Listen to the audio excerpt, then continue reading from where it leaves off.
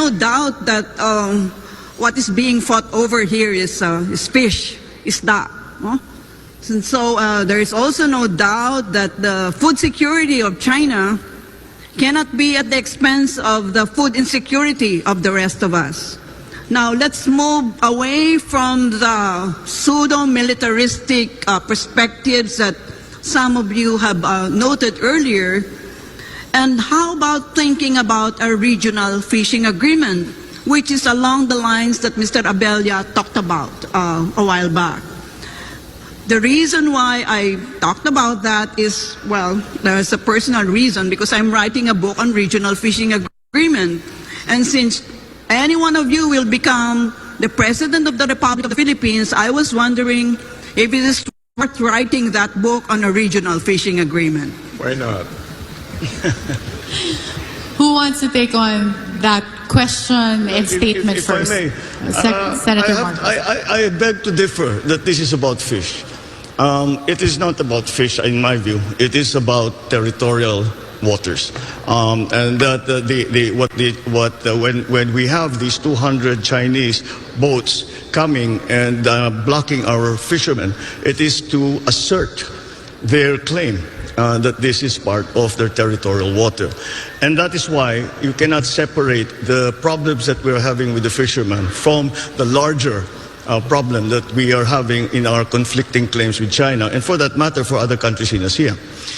And that's why we have to look at it as maybe an opening. I always mention this, that we have to try every single way we can. And I remind everyone that China and the United States came together because of ping pong. And who would have thought that that's where it would start? Who knows where our coming together will start? Pinahayag ni Vice President Leni Robredo ang kahalagahan ng pagdalo ng mga kandidato sa pagkapresidente. Ayon kay Attorney Barry Gutierrez, tagapagsalita ni VP Leni, na ngayon ay tumatakbo sa pagkapresidente, hindi karapat-dapat na maging pangulo ang isang kandidato na umiiwas sa debate. Yeah, as an adjunct to your remarks, shouldn't we also abolish the AFP as it is configured presently? Because, you know, that was designed during the American occupation. Because we have new... My area of research and expertise is on foreign policy and defense and security. So my first question will be within the rubric of these issue areas. All right.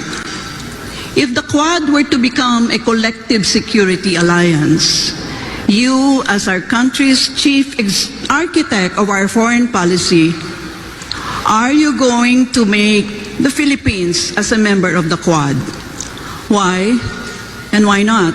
Carlos started us off with a foreign policy question, and I'd like to ask something similar where it converges with gut issues. The public discourse on the West Philippine Sea often glosses over the interests of the smallest stakeholders. It was refreshing to hear several candidates for president mention the need to allow Filipinos to fish in the disputed areas, but we have not heard specifics. The concern for our fisherfolk seems to be growing on a larger audience, particularly the young voters, as evidenced by the release just days ago of a music video featuring the rock band Sponge Cola and singer Karil.